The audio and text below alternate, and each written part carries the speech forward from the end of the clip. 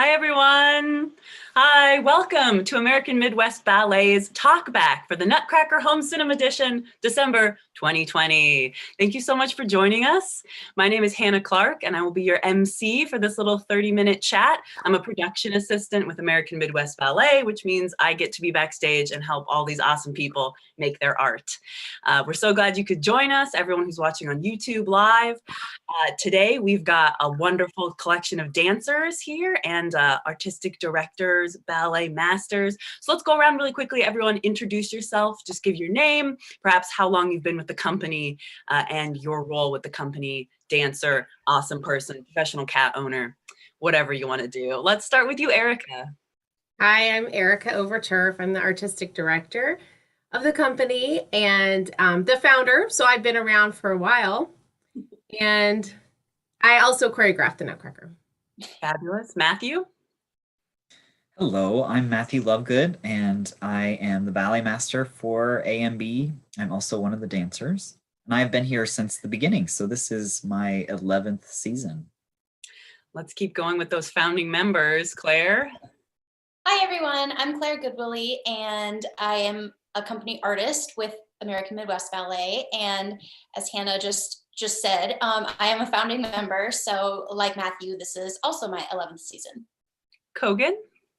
Hi, everyone. I'm Kogan Murphy. I'm a company artist as well.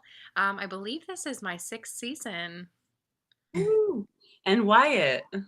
Hi, everybody. I'm also a company artist, and this is my 4th season with the company. And we're so glad you're here. So we're gathered here today to answer some questions. That sounded like I was going to do a wedding. Like, we are gathered here today. Have been some ballet weddings. We're going to answer some fun questions that viewers of the Nutcracker Home Cinema Edition submitted to us.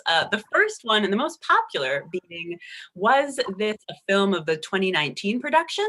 So Erica, could you talk a little bit about how the Home Cinema Edition came to be?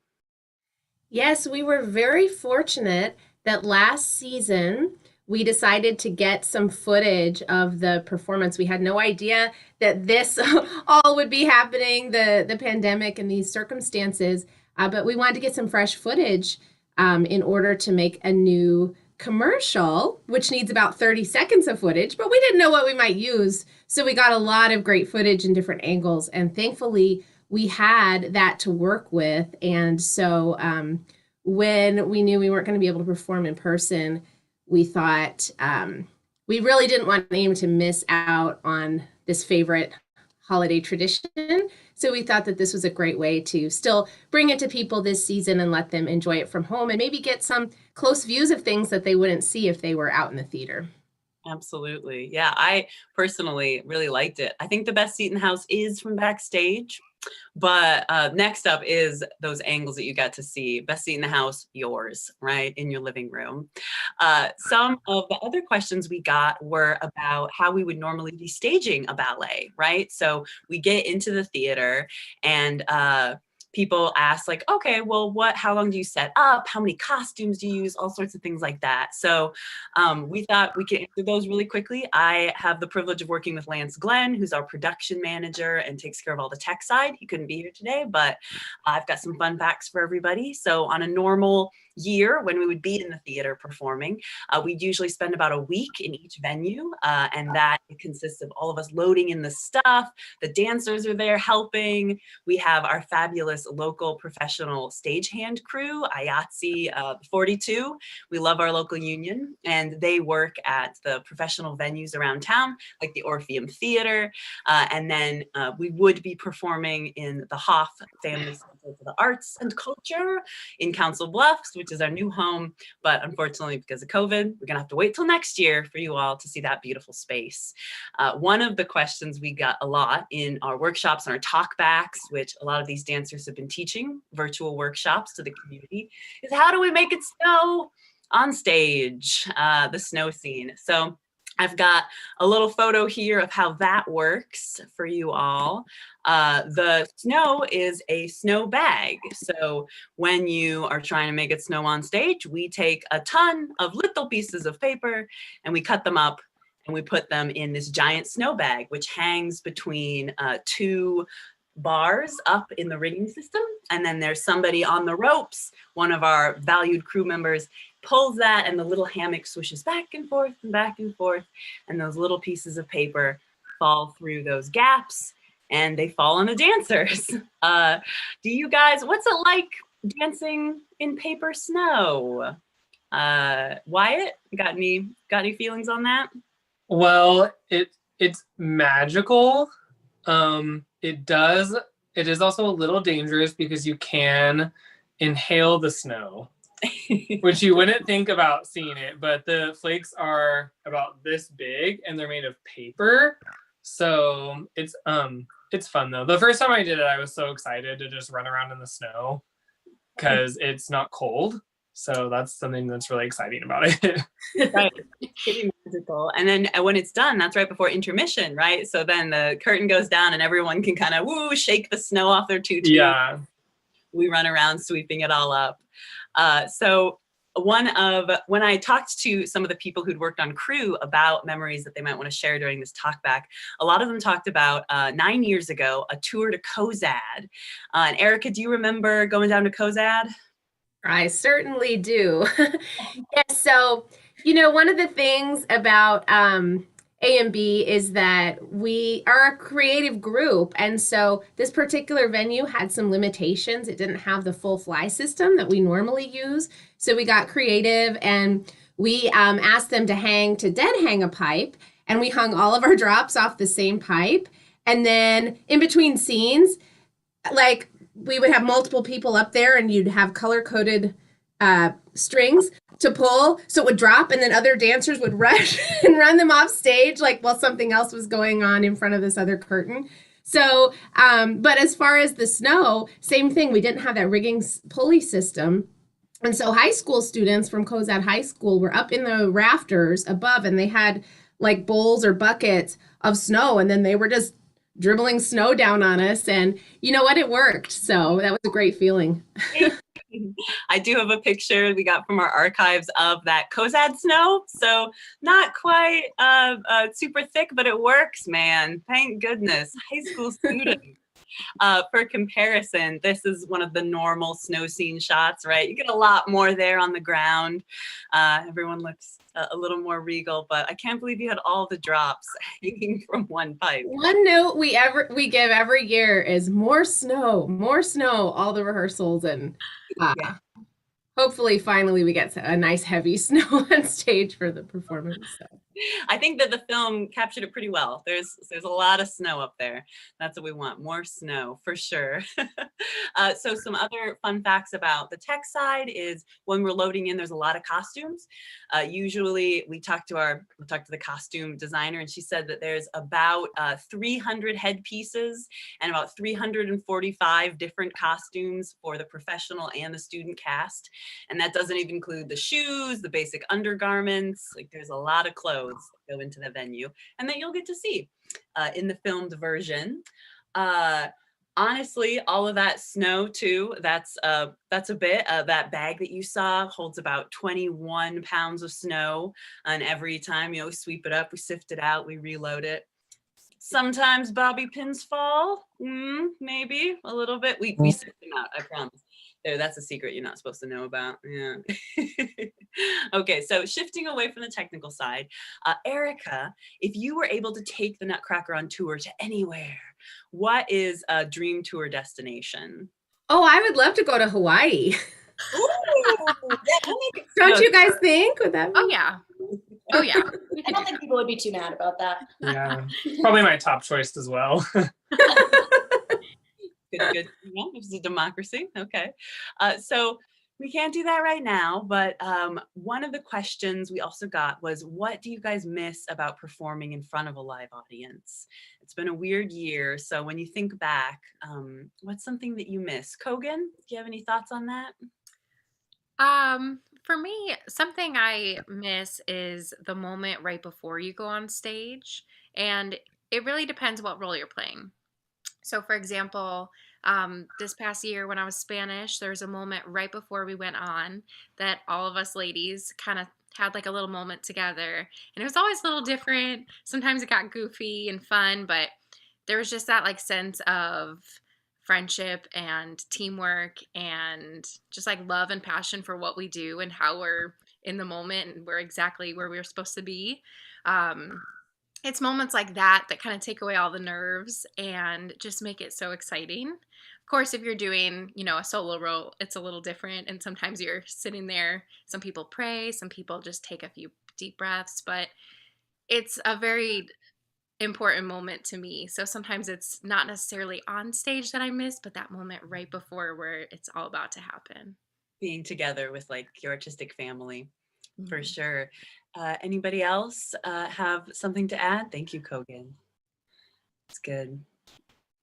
I would say just the energy that you get from the audience. And especially since we're talking about Nutcracker specifically, we do a lot of children's shows for kids around the metro area. And even more so than a normal audience, the energy is just crazy. Children have this wonderful habit of not filtering their reactions. So you know instantly whether they love something, and even things that normal adult audiences don't usually get as excited about. They're just kind of like, whatever, been there, done that. Kids go bonkers. And so that's always kind of fun to be like, okay, yeah, this is still pretty cool. Like, even if the adults are too cynical about it, the kids love it. You eyes, yeah. I think adults are just a little more stoic with their enthusiasm. Like afterwards, they'll say, "Oh, that cake was really cool," but in the moment, they'll sit and be like, "Ah, yes, a giant cake, very good." And then the little kids are like, "What?" So speaking of roles and ensembles, solos, what roles did you all perform this past year? So in the 2019 cast, which we took the video from, let's go around and you can talk about which roles that you're in really quickly. I know that there are 2 casts, right? So for our audience at home, secrets of the theater, so that more dancers get more experiences and also so that there's understudies, right, Erica? We have split casts also to accommodate student dancers. So some dancers will perform one role one night, another role another night. So Claire, why don't we start with you? What roles did you play dance in last year's? Well, last year was a little bit of an unusual year for me. I was unfortunately recovering from an injury at that time, and so I did not do a lot of my normal roles. However, I did somehow, even through all that, add a new role to my list, which was party parent. In all my years of Nutcracker, I have never been a party guest. In party scene, I've always been a doll or I guess as a student, a maid. So I've always been the entertainment or the help at the party. And I guess it was Clara one year. So I guess it was my party, but I've never been a guest at the party. So actually that was a surprising way in which I added a new role to my resume. So I can check that off the list. Finally, you get to relax. You get to enjoy the party. You're like, and we're very glad that you recovered from that injury as well, and that you're back up and dancing, Claire. For sure. Matthew? I was Uncle Drosselmeyer and also Sugar Plum Fairy's Cavalier, as well as the Thistle in The Waltz of the Flowers. Hogan? I was a party parent, a mouse, snowflake, Spanish, cake, and I was the wild rose in flower scene. There's like a dog, and after every role you listed, he barked. I heard that too. Is there a snow? Party? I think that might be my dog. I'm so sorry. Interesting. Yes, it's the spirit of Neville, the dog who's in the Nutcracker, who is not dead. I said spirit. But he's with us always. And Neville actually belongs to Alyssa Grimsley, who played the Snow Queen. So he is a fun little guy. You can see him in the party scene. But he was good, and he did not bark on stage. Good little boy. Wyatt, since you have the dog, who you go. Yeah, I'm sure he was just wanting my attention, so he was barking for me. Just kidding. I was a party parent, and I was in the snow scene as well as a snowman. and I was a frog in the version of the Nutcracker you guys saw. In that version. And then you also maybe played some other roles in the... I was also the Nutcracker, and I was in Russian in the other the cast. Nutcracker in the battle, right? Yes, I was the Battle Nut. That's always a tough role. Yeah, for sure. And then Erica, you choreographed and artistically led the entire production, but you were also in it. Is that correct? I believe so. Would you like to talk about that role, or shall it be a secret?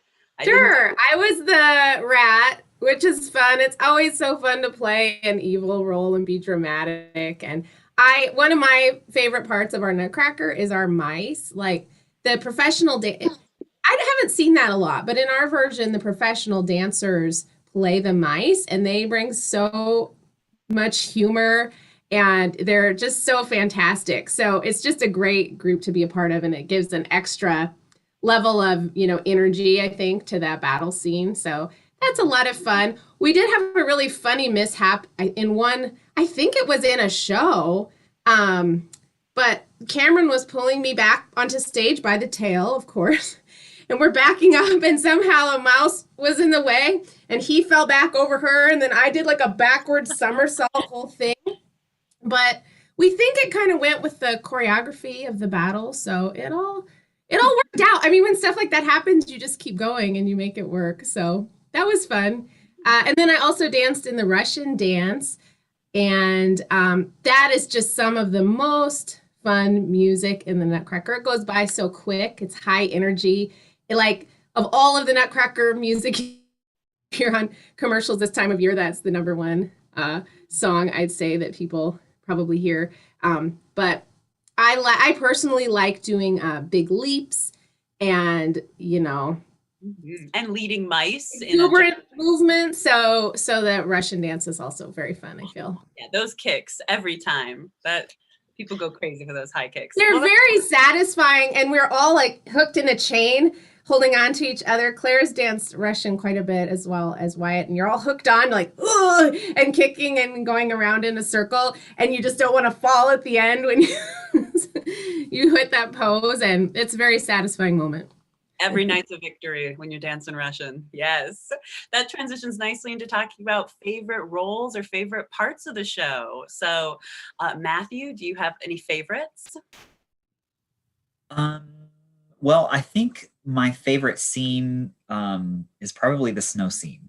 The music is so beautiful, and it snows. So that's probably my favorite. But I have to say that the Nutcracker is my favorite ballet, so I like it all. All of it, yes. Claire? Oh gosh. Favorite, I guess if I'm talking about favorite roles I have danced, I am with Erica. That Rat Queen is a lot of fun. If we're talking about favorite music, my favorite music is the Snow Paw between the Snow Queen and the Snow King. That is one bit of Nutcracker music that I never get tired of. And then, I don't know, as far as favorite to watch, honestly, I guess I'm kind of old school. I like the Sugar Plum Fairy, the Grand Pas. It's my favorite to watch. So a few favorites for you. Thank you. Thank you. Kogan, favorites? I would have to agree. The snow music, there's something about it, and it doesn't matter what version or whether you're dancing it or watching it, it is incredible. And there's, Wyatt kind of talked about it, but when the snow comes down, there is just nothing like it. It feels very magical. You start to sort of feel like you're in a snow globe, and it's so cool. But I have to say, mice is one of the most fun I've ever had on stage. I feel like each year we get goofier, and a lot of us we keep our same mouse parts, and we all have like names and personalities, and we don't talk about it very much, but there's an understanding. So I just let you in on a little secret, but we all definitely have very strong personalities, and that rehearsal process, to do it on stage, is so fun. It's fun to watch too. That's for sure. Wyatt, close us out for your favorites. My favorite scene is definitely the snow scene, like Hogan said as well. It's so much fun to dance with so many people. A lot of the divertissements are only 5 or 6 people in them, but the snow scene has almost everybody in it, and it's so much fun to play in the snow almost. My favorite role to dance, I would say, is probably Russian because it's really fast. I get to do a lot of big jumps in it, and the music is exciting, and I feel like also it's a crowd favorite, and it's always really, it's a puffer at the end. You're super tired, but it's like the most rewarding to dance in my opinion, for me. I do love it. I like also that it's called a puffer when it's one that's like, yeah, that's for sure. You guys are pretty amazing.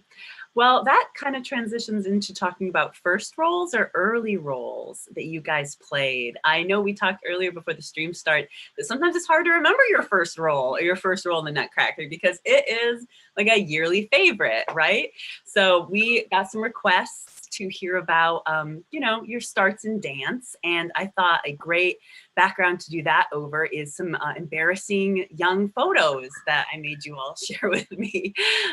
So I am gonna share my screen here again. And I think that our first victim is going to be Miss Claire. So this is a picture you gave me. Can you tell me a little bit what's happening in this one? Yeah, well, this is not my first Nutcracker. This is, I believe I was 10 here. So this, I think, was my 5th Nutcracker already. But it is, I chose it because it was the first year I did Nutcracker with my little sister, who is pictured there. And so I am a ribbon candy in the opening of Act 2. And coincidentally, that is my first, technically, I think my first tutu that I ever wore. And then my sister was a dandelion in the Waltz of the Flowers. In that particular Waltz of the Flowers, there were like 8 or 9 really small children in various, like there were dandelions and daisies and acorns and all kinds of things. And so she was one of those. And that I think is just in a dressing room in the bowels of the Orpheum is where That's fantastic. Thank you. And then I also found this one of you as Rat Queen from Spirit Lake. Whoa.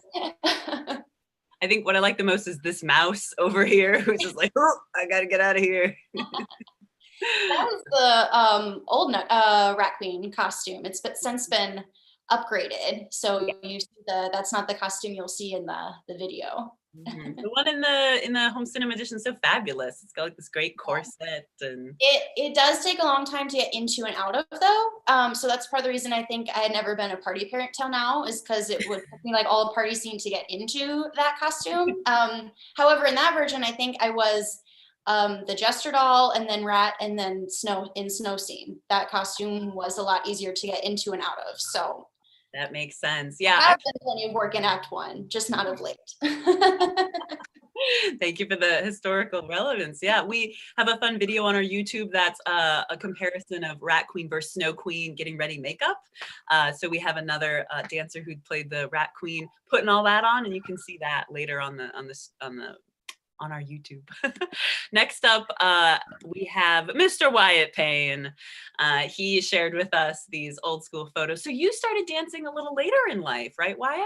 Yeah, I started dancing when I was 14. But I didn't do the Nutcracker the first year I started dancing. This is my 2nd year of dancing. First year Nutcracker, but my 2nd year of dancing. So I do look pretty much the same. Hey, sometimes that happens. Yeah. What inspired you as a young teenager to get into dancing? I used to love musical theater, and so I used to think that I wanted to be a Broadway star.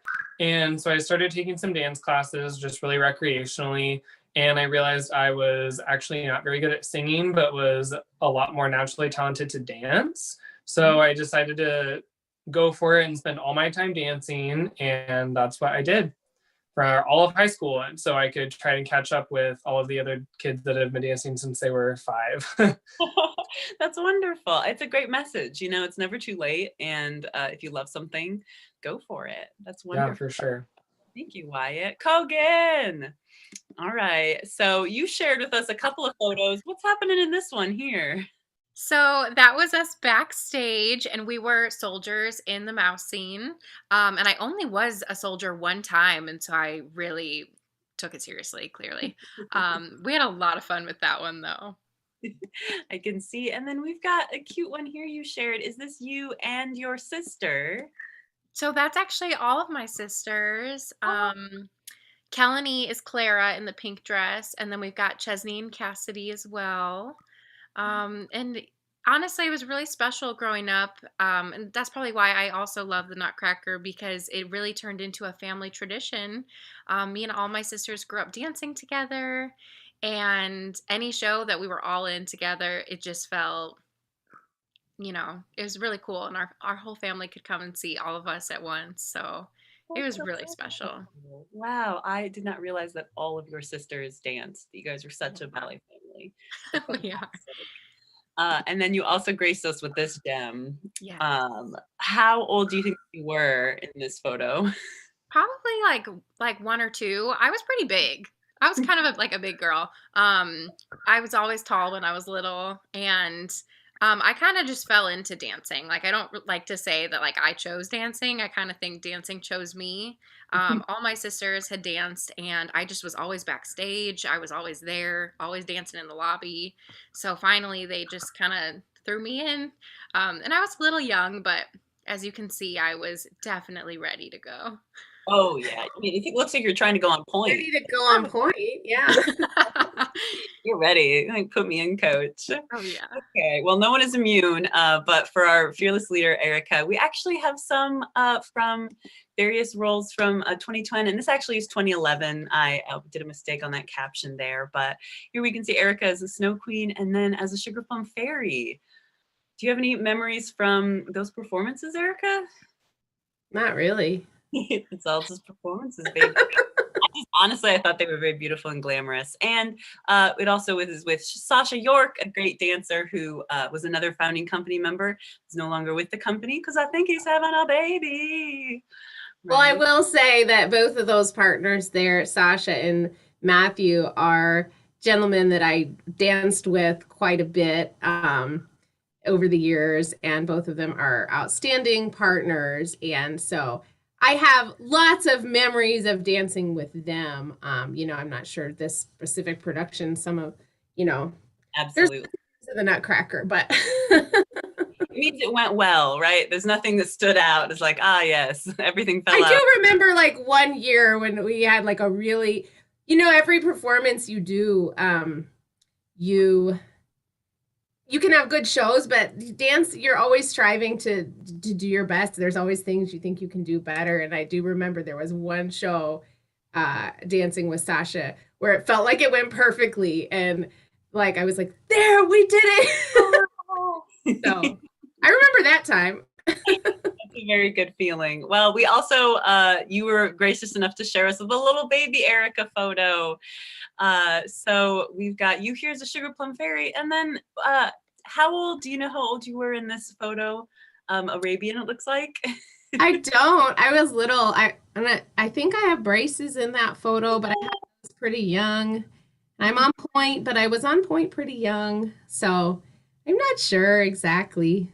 Well, it's adorable way. I love it. Okay. All right. That's enough embarrassing photos. Thank you. I appreciate everybody tolerating that. So looking at these different roles and, starting ballet young, we don't have too much time left, but I wanted to go around really quickly and actually, Erica, we do have a choreography question, and I'm sure the people who are passionate about choreography are gonna be like, she didn't ask my question. So I would be remiss. Your inspirations for choreography of Nutcracker. Someone asked if you borrowed a lot from like Balanchine or American Ballet Theater. Will you talk very briefly about choreography? That's a great question. Funny enough, you showed the photo of me as the little dancer in Arabian. I would say probably my greatest inspiration was my teacher, Marina O'Rourke. And, I think lots of elements in our production, I didn't set out to, utilize those. But as I was imagining and envisioning things, I do see a lot of connections to even the Nutcracker that I grew up with. So obviously her work had a big impression on me. I think she would be very proud, and that's fabulous that those like seeds that were planted grew into this beautiful production. Yeah. Thank you. Okay, well, to wrap up, I know we didn't get to everyone's questions, but maybe that means we'll just have to do it again. Uh-oh. If you have any other audience questions, comments, things you want to say, anything for the dancers, be sure you can hit us up on social media at American Midwest Ballet. You could email us, info@ambballet.org. Find our contacts, get in our messaging boxes. We would love to hear from you, and it's been a joy to answer these questions.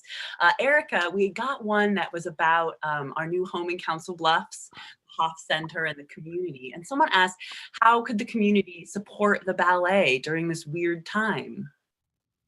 Well, I think, we've been working really hard, not only to share the Nutcracker Home Cinema Edition, but all of our dancers have been still training, taking class.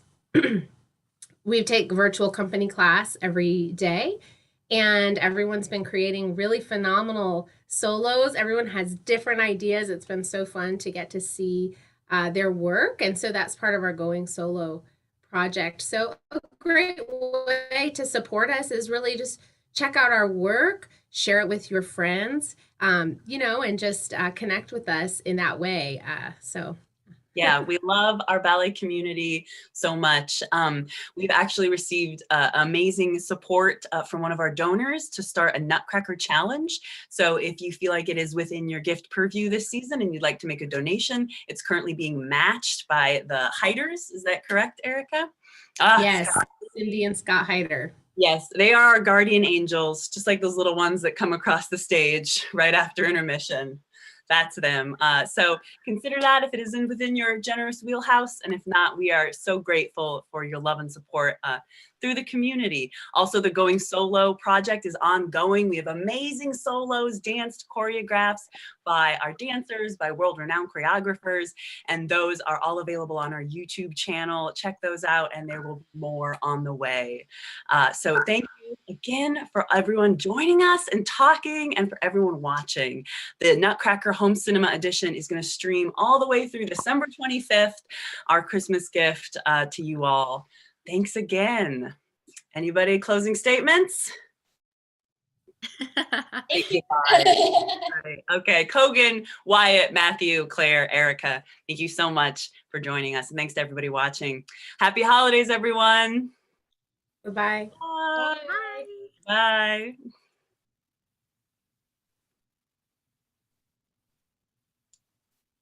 All right. Great job, everyone. I believe that Wes stopped the stream. And if he didn't, then people are still watching. So